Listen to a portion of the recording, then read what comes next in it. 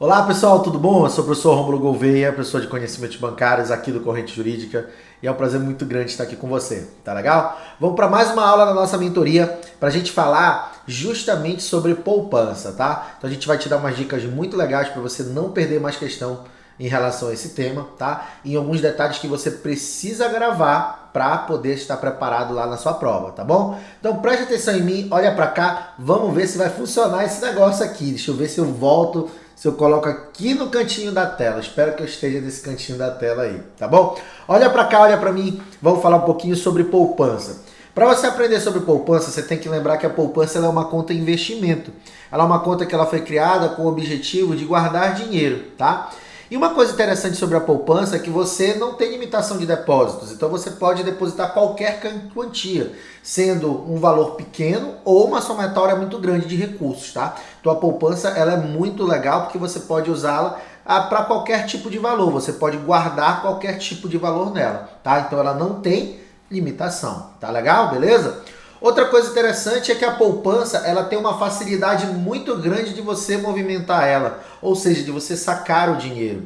Toda vez que você encontra um produto que tem a facilidade de você transformar esse investimento que você fez em dinheiro, a gente diz que tem alta liquidez.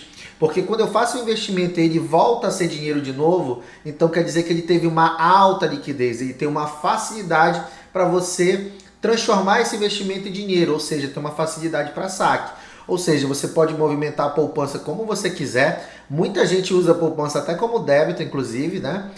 Utilizando aí nas maquininhas, nos cartões, para debitar suas compras, tá? Então a poupança ela tem essa facilidade de movimentação. Ela é de livre movimentação e ela te dá facilidade de saque. Logo, uma outra característica dela é a alta liquidez, ok? Então, eu não tenho limitação de valor. Ela tem alta liquidez, ok? E a terceira característica dela é que ela possui rentabilidade, tá? Ela tem a possibilidade de pagar uma rentabilidade, uma taxa de juros para você que guardou o dinheiro na poupança, tá? Mas existem mais regras para isso. E essas regras e esses detalhes eu quero que você grave. São esses que são cobrados em prova, tá bom? Preste atenção em mim que a primeira regra que a gente vai ver é a questão da data de aniversário. A rentabilidade, ela só vai ocorrer numa poupança se você esperar, tá? Pega logo essa dica aí, ó. Se você esperar. Esperar o quê, professor? Essa data de aniversário, tá?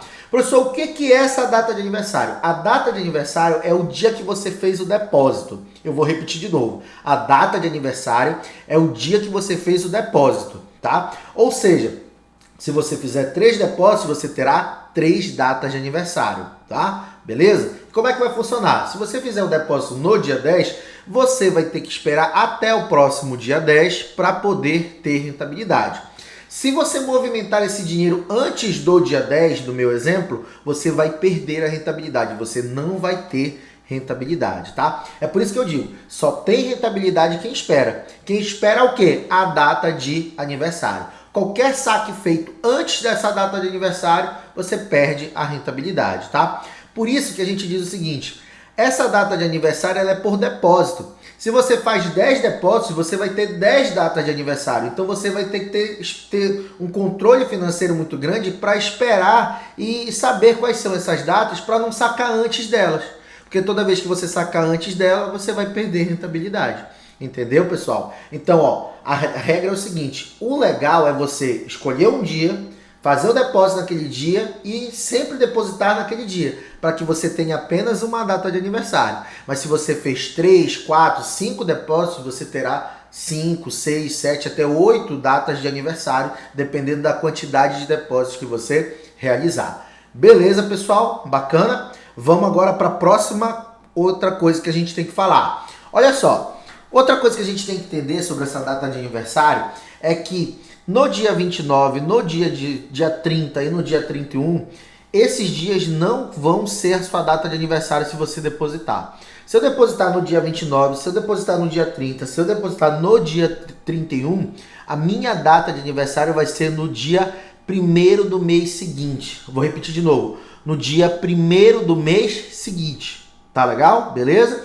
Em outras palavras, não existe data de aniversário no dia 29, não existe data de aniversário no dia 30 e não existe data de aniversário no dia 31. Tá legal? Beleza? Se eu depositar no dia 29, a minha data de aniversário vai ser no dia 1º do mês seguinte. Se eu depositar no dia 30, a minha data de aniversário vai ser no dia 1º do mês seguinte. Se eu depositar no dia 31, a minha data de aniversário vai ser no dia 1º do mês seguinte. Beleza, pessoal? Por que isso acontece, professor? Por uma questão de contabilidade, tá? Então, os bancos, por uma questão de fechamento de contabilidade, não jogam a rentabilidade no dia 29, no dia 30 e no dia 31. Então, eu posso depositar no dia 29, eu posso depositar no dia 30, eu posso depositar no dia 31, mas eu não vou ter a minha data de aniversário nesses dias, e sim no dia 1º do mês seguinte. Tá legal? Não é no dia, primeiro dia útil do mês seguinte, tá, galera? Não é no primeiro dia útil do mês seguinte. É no primeiro dia do mês seguinte, tá? Eu vou até marcar logo isso aqui com você.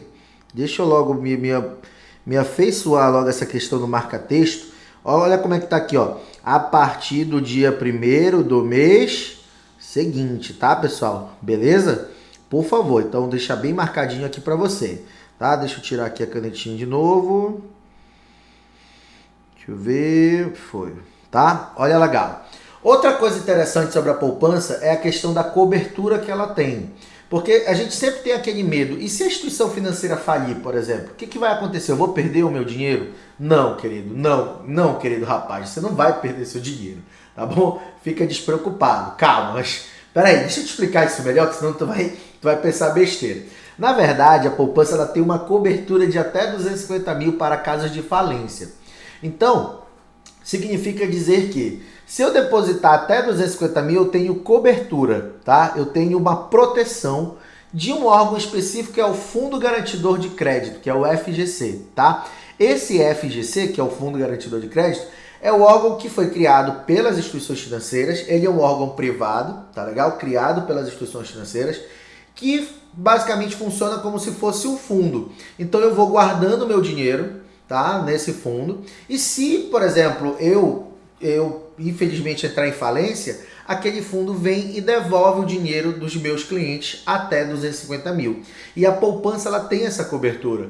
Ou seja, se você tiver o dinheiro depositado e aquela instituição financeira entrar em falência, até 250 mil ele vai devolver para você. Aí é que entra a história. Se eu tenho valores depositados acima de 250 mil em uma instituição financeira que contribui para o FGC, eu não vou receber o valor a mais. Ou seja, se eu tinha 500 mil depositado numa poupança, eu só vou receber 250 mil, porque a cobertura é até 250 mil, tá? Outra coisa interessante que você tem que lembrar e tem que ter na sua mente é justamente a figura dessa, como vai se dar essa divisão, porque é o seguinte, a gente pensa que 250 mil, se tem uma conta com um CPF, 250 mil vai para aquele CPF, ok?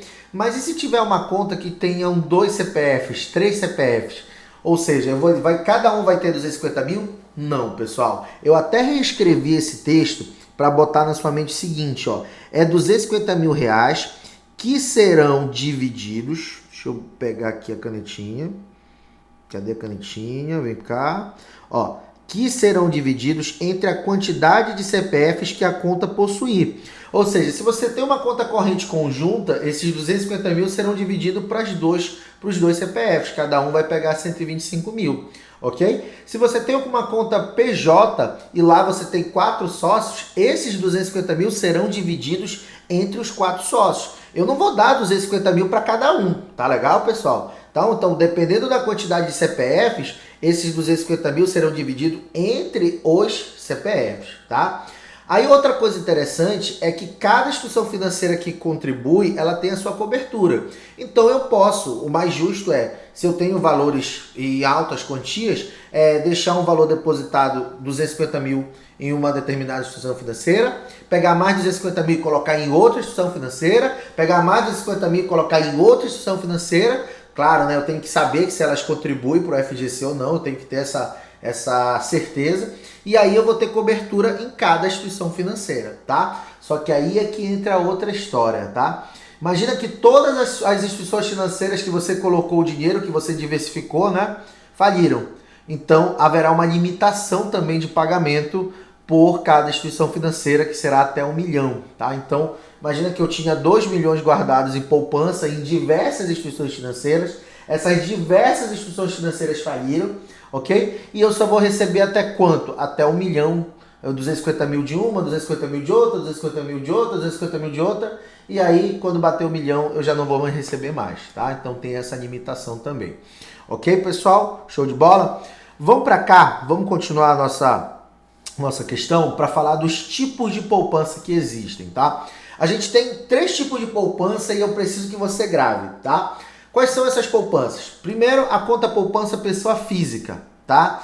Segundo, a conta poupança pessoa jurídica, só que olha o detalhe, é uma PJ sem fins lucrativos, ok? Então aqui a gente encaixa associações, aqui a gente pode encaixar igrejas, ok? Perfeito? E eu também tenho conta poupança com fins lucrativos, a PJ com fins lucrativos. Então eu tenho 3 tipos de poupança, tá legal?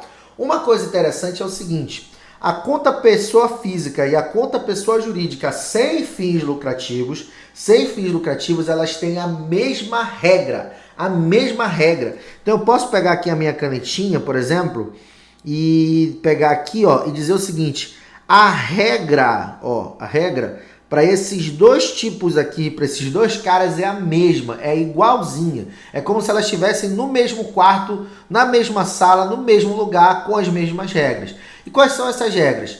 Tanto pessoa física quanto pessoa jurídica sem fins lucrativos, a rentabilidade desse pagamento da poupança ela é mensal. Então, mensalmente, eles vão receber rentabilidade por isso.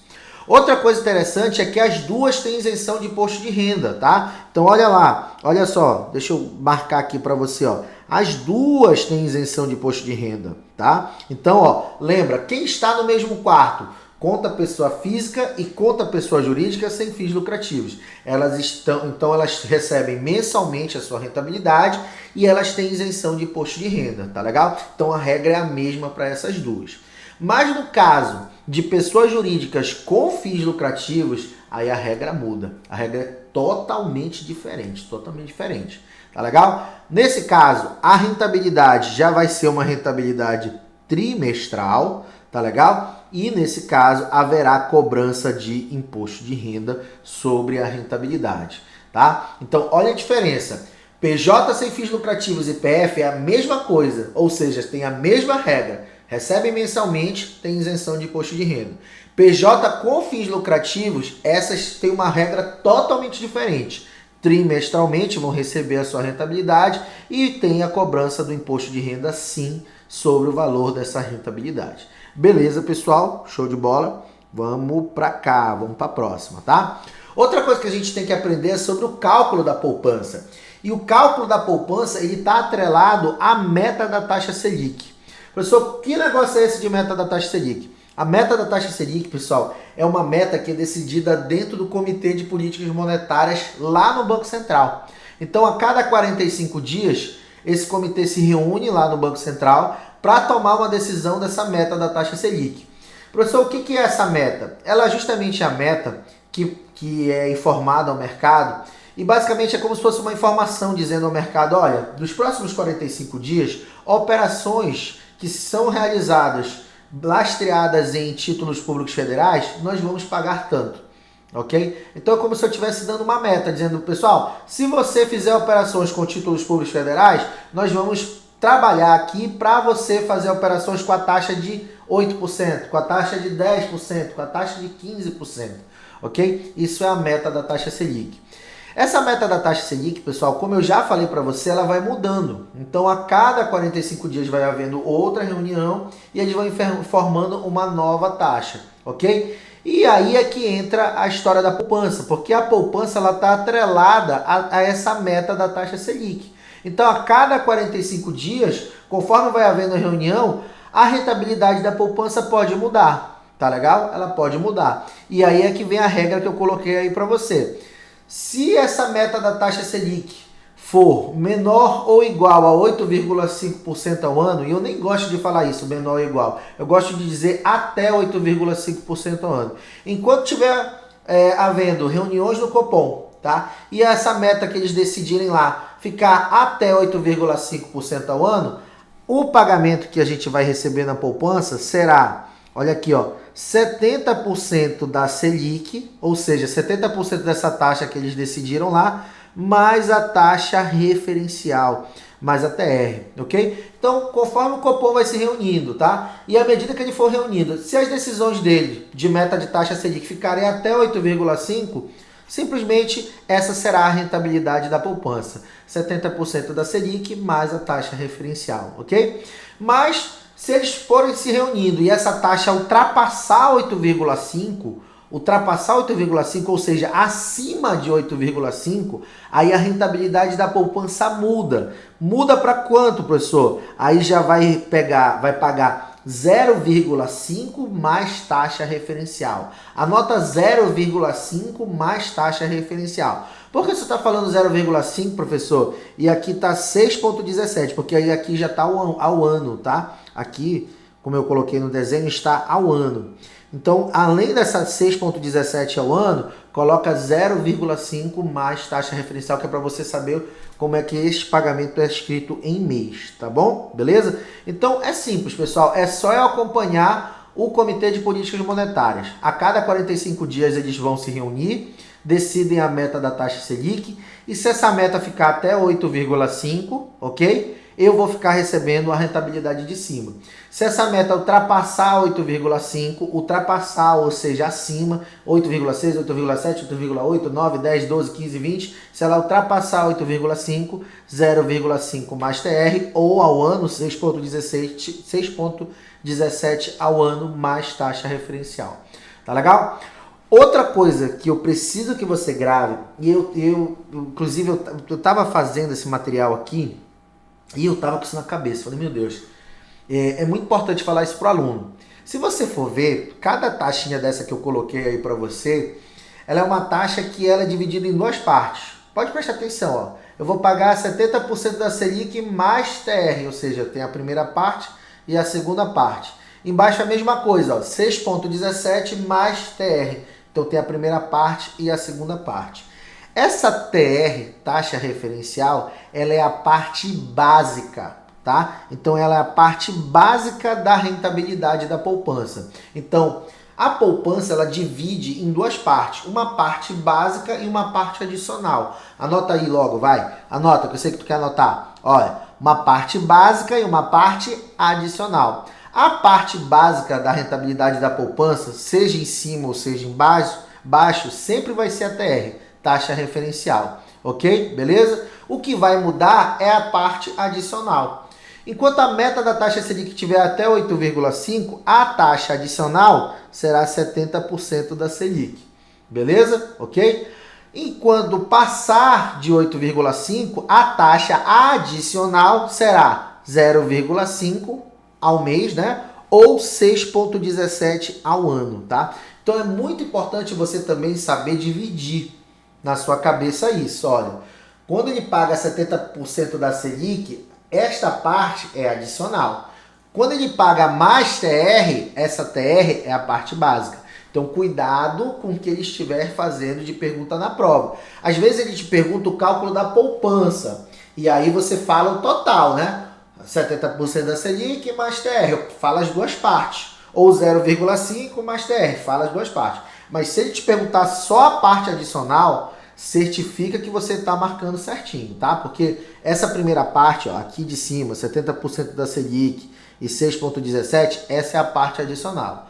A parte básica é a taxa referencial. E lembra, a parte básica ela é igual tanto na primeira parte, na primeira forma de rentabilidade, quanto na segunda, tá? Então é taxa referencial em cima, taxa referencial embaixo, tá legal? Beleza? Vamos para cá, vamos continuar? Vamos fazer umas questões para ver se você está entendendo essa aula? Olha só, a gente tem a primeira questão que fala assim, assinale a alternativa correta sobre os certificados de depósito bancário. Olha que bacana. Nem é sobre esse assunto, né? Mas vamos lá. É uma obrigação de pagamento passada de um capital aplicado. Eu acho que eu nem vou fazer essa questão não, eu vou até passar ela e vou para a segunda. Na segunda tem sim uma questão muito bacana para a gente fazer. Vou deixar essa questão para outra aula nossa sobre certificado de depósito bancário. Nessa segunda ela fala assim, a conta poupança é um tipo de conta bancária considerada de baixo risco, Em relação à caderneta de poupança, é correto afirmar que...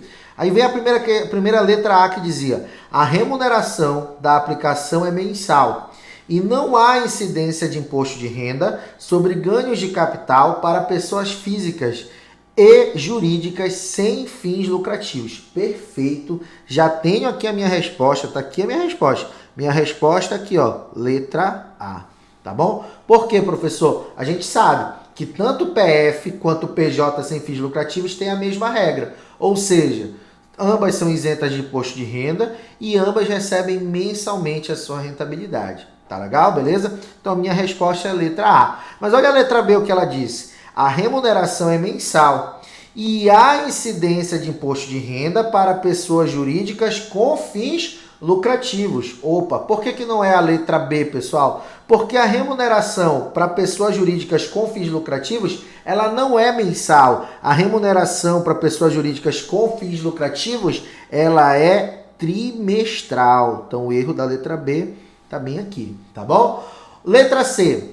A remuneração da aplicação é mensal e há incidência de imposto de renda sobre ganhos de capital para pessoas físicas e jurídicas sem fins lucrativos. Não. A gente sabe que não cobra imposto de renda para PF e para PJ sem fins lucrativos.